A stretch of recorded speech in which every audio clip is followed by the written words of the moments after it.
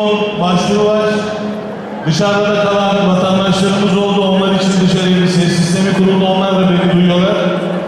Efendim, Türkiye Cumhuriyeti Başbakanlık Toplu Konut İdaresi Başkanlığı ile Aile ve Sosyal Politikalar Bakanlığı işbirliğiyle gerçekleştirilen Diyarbakır 1. etap 1+1, 2. etap 2+1 konut alma kurallarına efendim hoş geldiniz, sefa getirdiniz.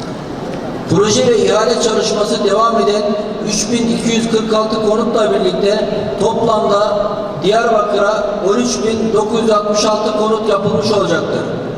Başlatılan uygulamaların yaklaşık yatırım bedeli 850 milyon TL'dir.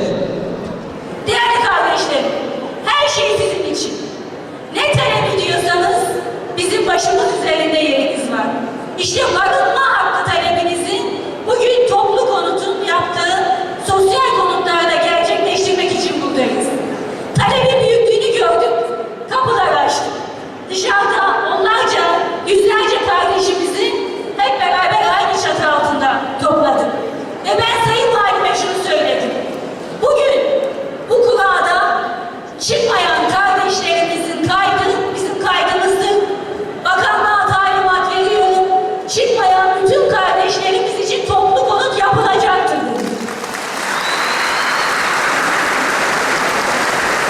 Sayın Başbakanımızın bize verdiği bir talimat var. Bu talimatın gereğini yapmak bizim boynumuzun borcu. Burada özellikle böyle büyük bir talep varken biz 40.000 sosyal konutu planladık. 2023'te 100.000'e doğru gidiyoruz.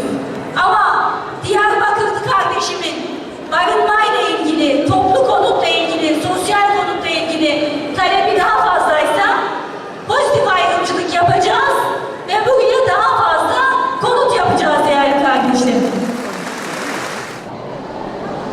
Evet, ya Allah bismillah diyoruz, ilk çekimimizi yapıyoruz. Leyla Akay kardeşimiz engelli grubundan hayırlı uğurlu olsun. Allah güle güle oturma nasip etsin.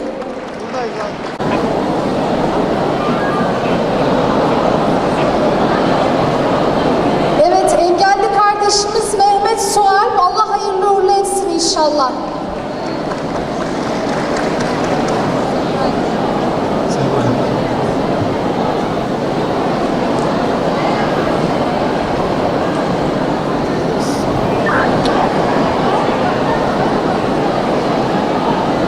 Evet, değerli kardeşimiz Rikbettin Yakut. Hayırlı ve uğurlu olsun.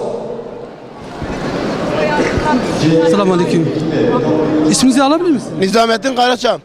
Ne oldu? Sonuç sınavı size çıktı mı hocam? Evet, sonuç çıktı. Şu anda ismim karşıda Nizamettin Karaçam olarak görüyorum. Ne zamandan beri başvurmuştunuz? 3 sefer çekildi. 3 sefer de ben verdim. İşte Allah bugüne kısmetti. Bugün çıktı işte. Sevinçliyim. Ben 6 çocuk babasıyım. Benim evim yoktu. Çıktı, ben çocuklarım adına çok sevindim. Hayırlı uğurlu olsun.